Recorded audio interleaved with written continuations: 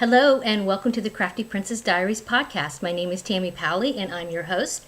You can find show notes over at my weblog, tammypowley.com, and you can also get notifications of video updates on my YouTube channel by going over to my YouTube channel. I'll put the URL right here.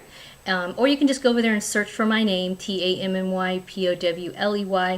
It actually, my URL there says Craft Princess, not Craft E Princess with the Y, because I couldn't get the Y. Why? I don't know why.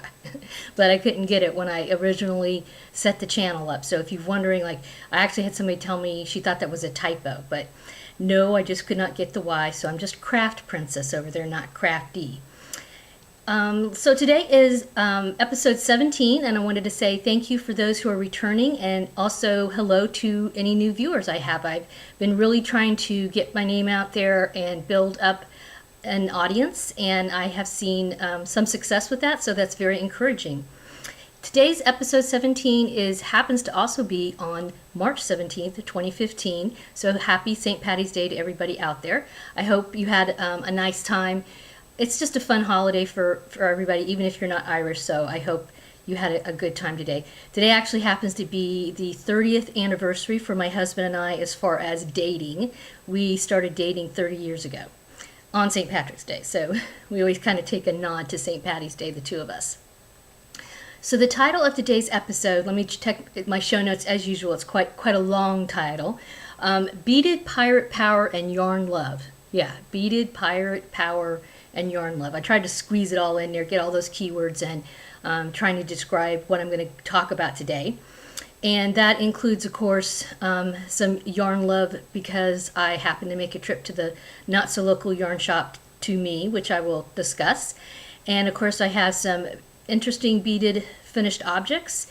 And, of course, lots of whips and a few, at the end I'll have a few really super mini book reviews. They're not even reviews, but little just heads up, I'm going to write reviews about these books or have already. So just a little bit more of business before I get into the fun stuff. Please make sure that you come over to my Ravelry group and join us in our March finished objects thread. I'm going to have 2 prizes actually pulled after March ends. So anybody who comes over there, all the details are listed at the top of the thread. And if you come on over there, you don't have to be just a yarn crafter. If you make jewelry, if you do metal work, cross stitching, whatever, you can come over and participate. There's going to be 2 winners, and I'm going to pick, first of all, one winner is going to get this free pattern by Little Windy Crochet. It's called Happy Fish. And actually includes instructions for 3 different types of fish. They're very similar, but it's a whale, a goldfish, and an orca. So that will be one thing. And the other prize is going to be a mystery until I pick it out. It's something I'm going to donate, and I'm going to decide what it is depending on whichever person wins it. If the person that wins it is, into beading, it'll be a bead type of prize. If it's somebody who's yarny, it'll be a yarn type prize. So that's kind of what's up with that. Okay, so that's all the business. Now on to the fun stuff.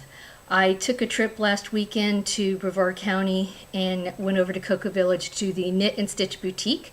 As you may know, if you've seen any of my previous episodes, I live in Florida, almost South Florida, just kind of on the edges of South Florida on the East Coast, and it is a yarn desert here. There are no yarn stores.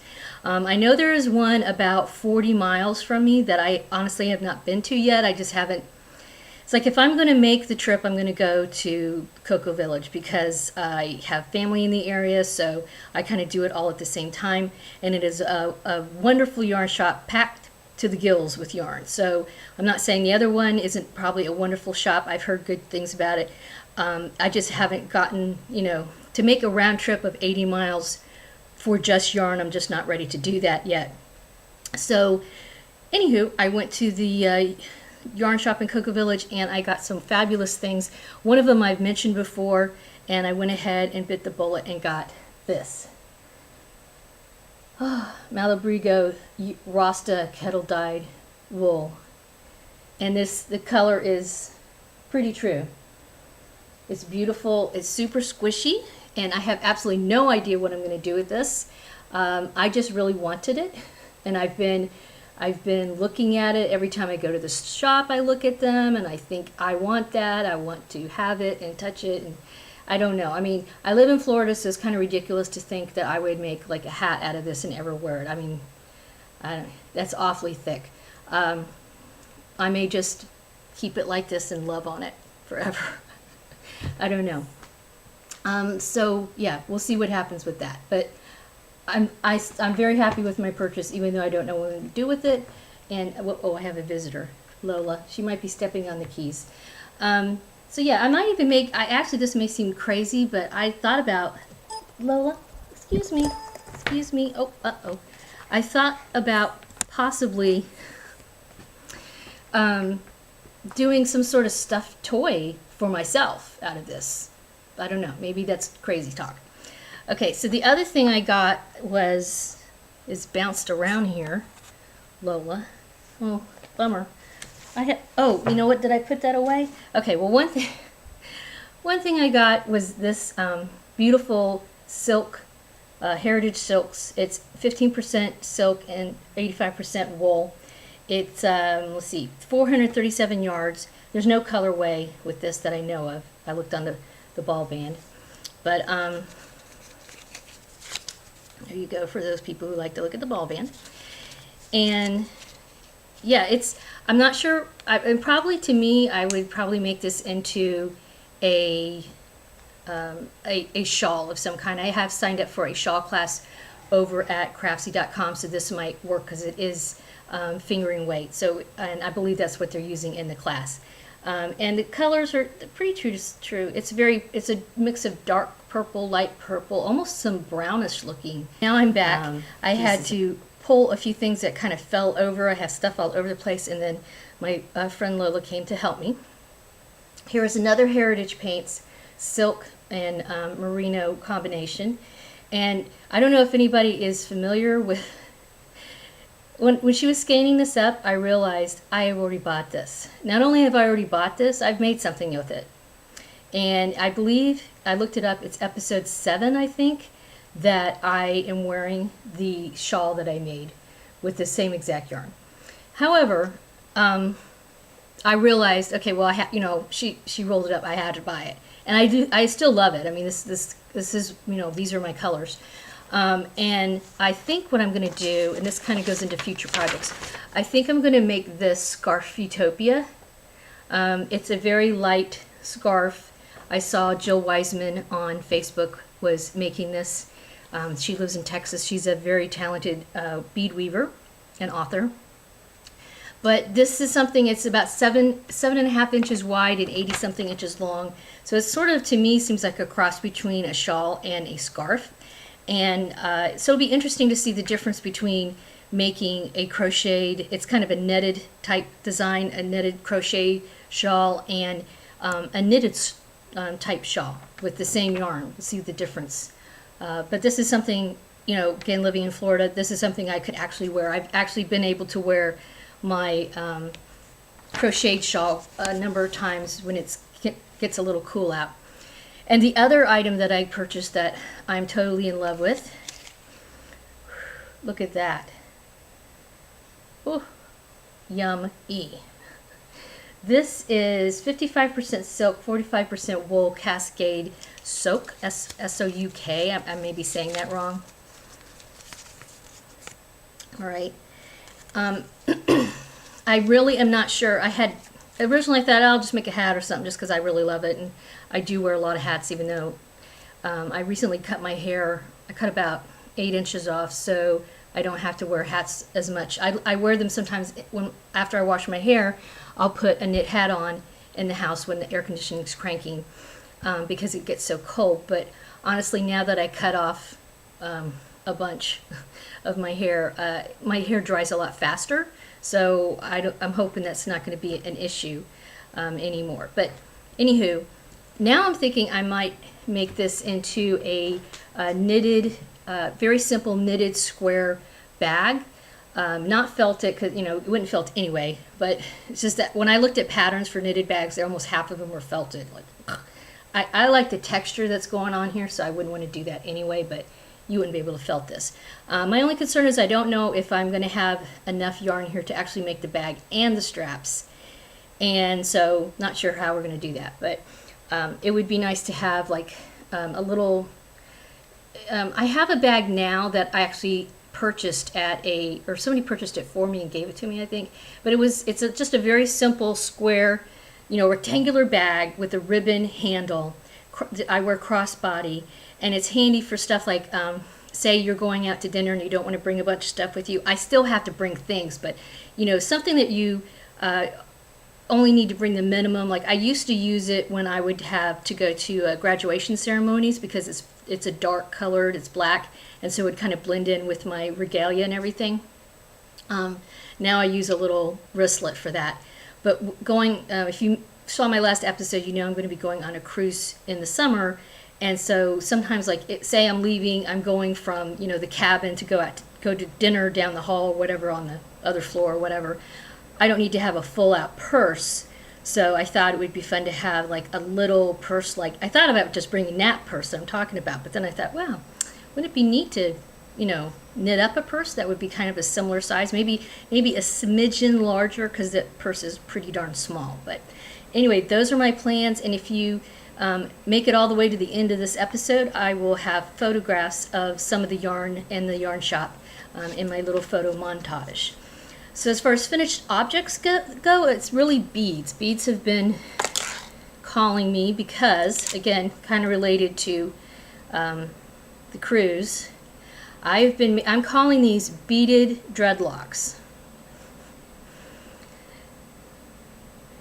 This would be for a woman. This is more of a guy one, trying to make them a little more masculine, some of them. Here's for a little girl. Oop, flip it around. These are little charms here. These are just like brass one-sided charms, inexpensive. I'm using seed beads and glass seed beads in different sizes, the 11 and 6, and also I'm using check beads. No Swarovski, no fancy stuff. So I've made 4 of these so far, and this also relates to the Disney cruise that I will be taking. I talked about it in my last episode. I'm not super thrilled about going on a cruise, but I will be going with my sisters and my mom on a, was it 3-day cruise? 3-day cruise, about mid-May, and we're on a Disney ship. I just personally, you can watch the end of the last episode. I'm not going to go onto a rant or anything, but just cruises are just not my thing. I look forward to spending time with my family, but I'm not a cruise kind of person. So, anywho, one of the things that activities that go on in the Disney cruise, if you want to partake, is called fish extender gifts. And the idea is that you sign up with a group of people online and have a bag on the outside of your cabin door. There's a hook on there already, and I guess it's a fish hook, so that's why they call it fish extender. The bag's a fish extender. So the bag would have a pouch or whatever for each of the persons in the cabin who's participating. And other people in your group that you're teamed up with will make items and put them when you're not around, like kind of sneak over, go to your cabin door, pop something in your pocket that they've, it's a little gifty type of thing. Kind of similar to Secret Santa, only as far as I know, we're not going to be secret. I mean, I'm not going to be secret because I'm going to make 40 of these guys. So I will be telling them who I am. Because, and the idea is like, okay, so it's a dreadlock. You can put it on a pin. I mean, I'm going to get some little clip, those little snappy things that you can use as barrettes and include them. But you could put this on, if you notice the end of it is beading wire, so I made the loop up here, and that's just a crimp bead. So you could put this on anything. You could put it on an alligator clip and clip it onto a bandana that you're wearing. You could put it on a barrette, like I'm going to put those little barrettes on and snap it into your hair. So you're like Johnny Depp, what's his name? Nice hairdo. So this is what I'm making for everybody. I had other plans originally. I thought, because what happened was when my sister first mentioned it, at first I didn't want to do it at all because I was told, okay, it's going to be like 30 people. And I was like, I don't want to make stuff for 30 people. And of course, I feel compelled to make things because that's what I do. I'm a crafter, okay? I make stuff. So I originally said, no, I don't want to do it. Well, then my other sister decided she wanted to do it. So that was 2 out of the 4 of us. Then my mom decided maybe she wants to do it. And then she said, yes, she wants to do it. Well, so peer pressure, I'm doing it now too. And it does sound fun. I mean, I got to say that what happens is one of the reasons why I picked the kind of the piratey theme is, other than the fact that we're going to be on a ship, we also have an evening, I don't know what, I think it's like the second night of the trip, where they have a pirate themed party, which I know is going to be a massive humanity, so might have to have a couple extra glasses of wine that night. But they're going to have, you know, a show, and everybody dresses up like pirates. And so I thought this is something that is universally, my only concern is not making the stuff for the guys. Here's like one I made for little boys, too feminine. Like here's a little turtle. Because the thing is, okay, 30 people ended up being 40 people. And plus, I thought they were going to be split. I thought they were going to split the group up, and they did not. Instead, they just added people. So this is something that I can, you know, I already have tons of beading supplies. I have beading wire.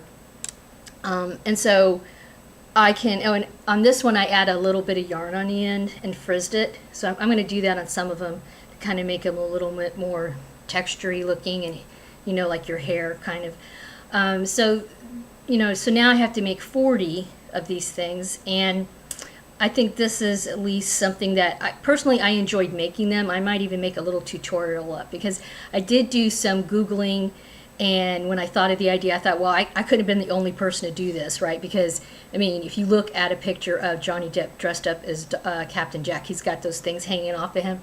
So, and everybody likes to dress up like pirates. So I figured, okay, there's got to be some YouTube videos showing how to do this. And there were kind of a few, but they weren't using, like one I found was the person was using plastic pony beads, but I'm just not a plastic bead type of, that's not my personal taste, and so I would not want to give that to somebody.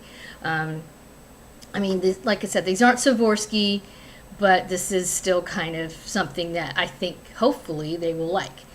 So yeah, so this is, I'll be doing a lot of this the next few months. And I'll probably make, I'll probably make one for each of my sisters and my mom too, but, maybe make that, they might get the Swarovski ones. So, so those are my finished objects. I have 5 of those made so far, and just a few more to go. But anyway, but yeah, I think they turned out, I've been showing them to a few people on Instagram and stuff, and people like them and were like, oh, I want to make some. So, yeah, it's just beading wire, crimp bead on each end, make a loop, put a dangle, add lots of beads. You got a beaded dreadlock. All right, so whips, lots of whips. I'm still making the knitted patchwork recipe. I won't show you the zillions of little, I'm just, when I need a very easy, low maintenance type project, I've been doing this. I actually decided I'm going to dedicate this little unique makeup bag to my squares, because at the top there's 2 pockets in here. One's a little bit not as deep, and so this top pocket I can put my circular in and my notions bag, and then the bottom pocket is good for all the little skeins of scrap yarn, right?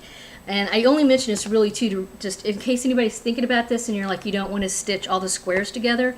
There are also instructions in here to tell you how to kind of stitch as you go, so you can actually make one, then make the next one, but you're connected to the first one. It's obviously more complicated than just making a simple, I'm going to put these instructions back in here so I don't lose them, than making just a simple square, but you could, be joining as you go, which tends to be, the beef of most people who do this type of square making. And I did think of doing that. I actually attempted it at first, but then I was like, I have a lot of similar colors right now, and I want this to be all different colors. So as I get more and more scraps and a lot of them tend to be leftover amigurumi, so it's kind of turning into more of a sort of a light worsted weight pile of squares. So I want to wait till I have plenty, more of an assortment to decide what's going to go where. So that's why I haven't done that. But if you want to try that, it does have instructions on how to connect them as you go. All right, so the other things I'm working on is, and this is like totally unplanned, I posted on Instagram some photos of the bunny that I made using, in fact I showed it last episode, using the Circus Print Line Brand soft, baby soft yarn. And I made the bunny for my craft club's show, and it sold. And a friend of mine, she saw it and wants the bunny for her daughter. And normally I'm very often telling people, no, I'm sorry, I can't make that for you, type of thing, because I feel funny about charging people. I mean, my stuff is by no means perfect, and I don't always have the time, but she has 2 adorable little kids. I've known her for many, many years, and I'm going to charge her a little bit of money. Not as much as I probably should, but she wanted the bunny for her baby girl, and she asked me about making a monkey for her son, and I happen to have a monkey pattern that I've been wanting to make, so I'm making Blair the bunny like I did before, and then this is a new pattern to me, Owen the monkey. And I even had I'm using Knit Picks sport weight. This one is, what's the colorway here? Sienna. And then there's a lighter color that I have, and it just, like, I happen to have the yarn, I happen to have some time. I think her kids are adorable. She's always posting pictures of them. And I'll probably, it's going to be, I won't tell you how much, but it's enough to where I could probably get a halfway decent skein of yarn. So that's, I'm cool with that. The other thing I started, and I had to stop because then I started making a bunny and a monkey, is I did start Sprocket the Robot, who I kept calling Sprocket the Rocket in the last episode. All of these are from Fresh Stitches. All of them are purchasable. Patterns are not free. She does have some free patterns on there that I definitely recommend trying out. But none of her patterns are more than, unless you get to her ebooks. She has a few ebooks that have, but they're like very, they have more than one pattern in them. But a regular pattern of hers goes normally anywhere from $4 to $6-ish, $7-ish. So they're very reasonably priced. So that's what I'm working on right now, and so squares and lots of amigurumi. Future, I'm still going to pick up that comfort blanket again that I frogged and mentioned in the previous episode, and that Scarftopia I'm going to do, which I just showed that. And more squares and more beaded dreadlocks. And of course, I told myself I was going to make the Rosie hat during spring break, which is the fourth hat. There aren't 4 hats. It's the class I'm taking is called Circular Knit Lab Hats 4 Ways, but there are 3 hats. You just learn 4 different ways to make the hats. Okay. So the 4th way that she's going to show us how to make a hat is using magic loop, which I'm familiar with. I'm skeptical about it, but I'm going to go ahead and give it a try. But the hat that patterned the last part of the class that you make the Rosie hat, to me it looks quite a bit more involved than the previous 2 hats that you made in the class. It has cables, which I've never done before, and of course magic loop. So we'll see. This is, winding down. It's late Tuesday afternoon, and there's other things I have going on this week that, I don't know. We'll see if I manage to get all that done during spring break. My spring break is ebbing away. All right, so quickie on the books. This first book, I already have a review of it posted on my blog, tammypowley.com. And if you are just interested in, I try to do 1 to 2 book reviews a week on my blog. So if you go over there and click on the good books category on the right hand side, you can see previous book reviews I've done. This is my most recent one. It's called Hatitude. It's by, here's the back. It's by Kathy Karen, and it's published by Sixth and Spring Books. So yeah, I just briefly, I will say this has 40 different projects, so it's a huge variety. And I will say I did like the fact that sometimes you get a book like this and it's got some like really, most of them are crazy, crazy designs like you would never make. There are a few out there that are kind of crazy, but most of them look like doable things that you would wear, or like I would wear. Like here's one, the Vivacious.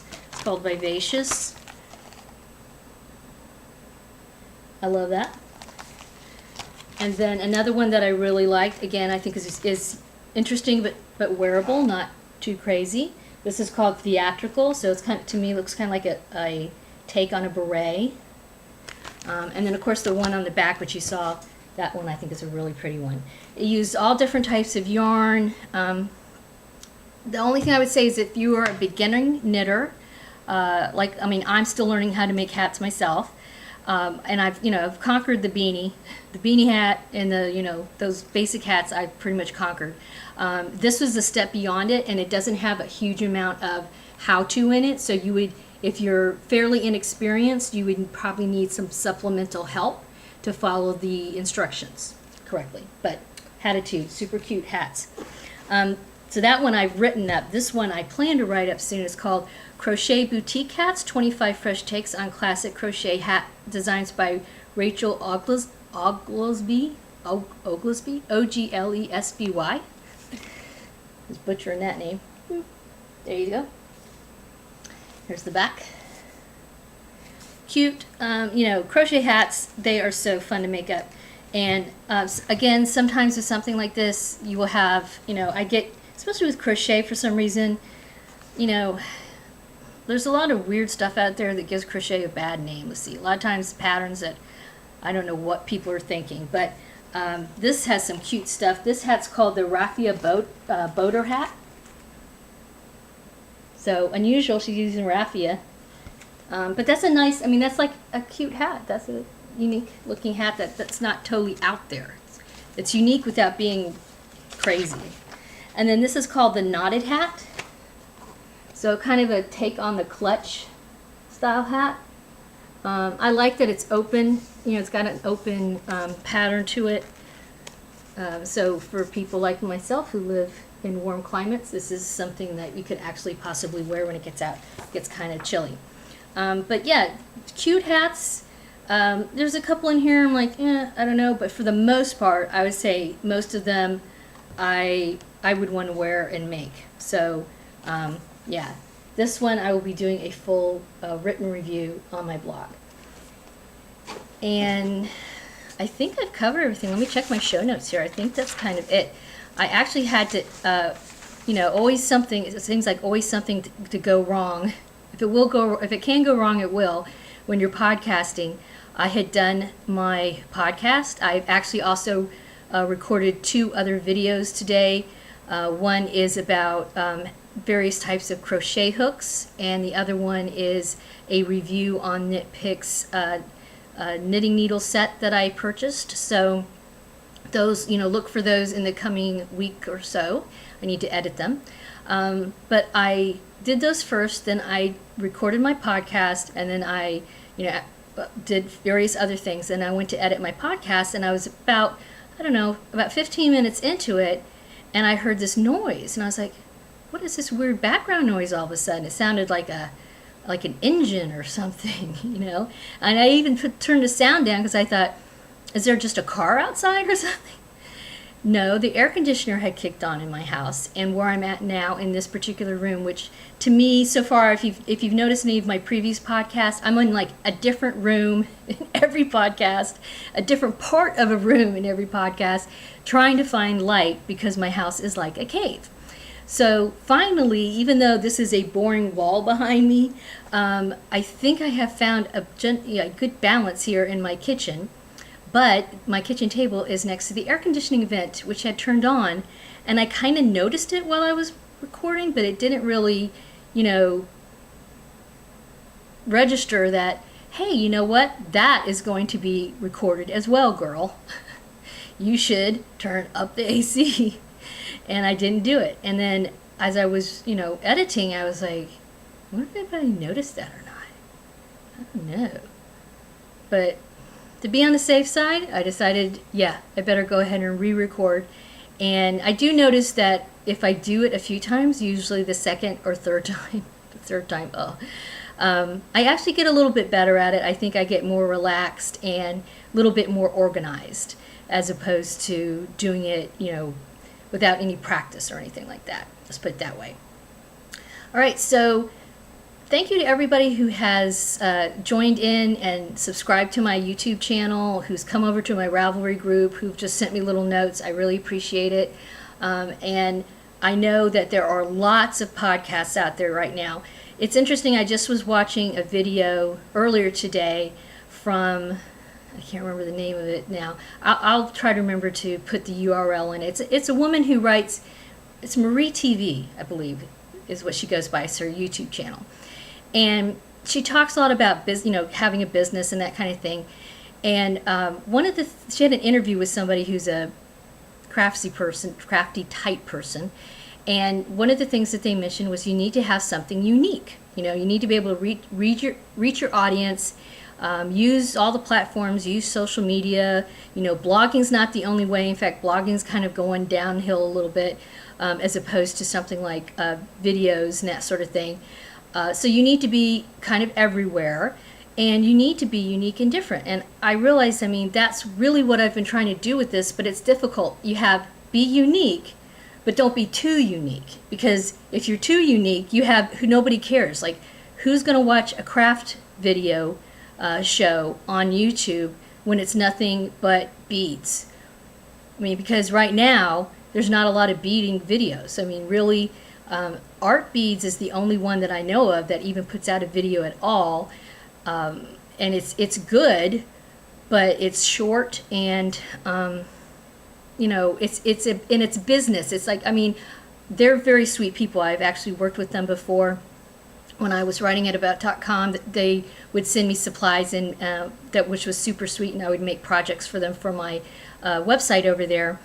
But obviously their whole intent is to create a show to promote their business, which I get. I'm doing a show to promote myself as a designer and a writer, so we're in the same boat. But why isn't there more craft videos out there? Why is it all about knitting or all about spinning? Or honestly, there really isn't even though most of the knitting podcasts do touch on crochet now and then. You don't have, there used to be a few podcasts that were primarily crochet, but they've gone by the wayside. And of course, now that I've done it some, I realize how much work is involved, and I could see somebody saying, hey, I'm just not getting the return on my time investment to keep doing this. But I don't know, I'm gonna keep going for a while to see, because I really hope to see more craft blogs out there, and I'm hoping that people don't think I'm just another knitting blog. I'm not, or not a knitting podcast blog. I'm not just another knitting podcast, right? I'm trying to bring more into an already very full niche area, and I'd like to see more of people like me doing that. Not that there aren't some wonderful podcasts out there that just deal with knitting. I really watch quite a few and enjoy them a lot, and have learned a ton from them as far as fiber art in general. But I, as someone who does more than just knit, I want to see more crafters out there, more shows for us who are multi-craftual. And so, that's kind of like the goal that I'm trying to get to as I continue to keep podcasting and doing how-to videos and that kind of thing. So, yeah, I guess I'll leave it at that, and I hope everyone has a wonderful week or so before I come and visit with you again. Thanks again for those who have continued to support me, and for any newbies, watch some of my past episodes and subscribe, and give me your 25-cent thoughts on things. And I will leave you with that. Happy craft.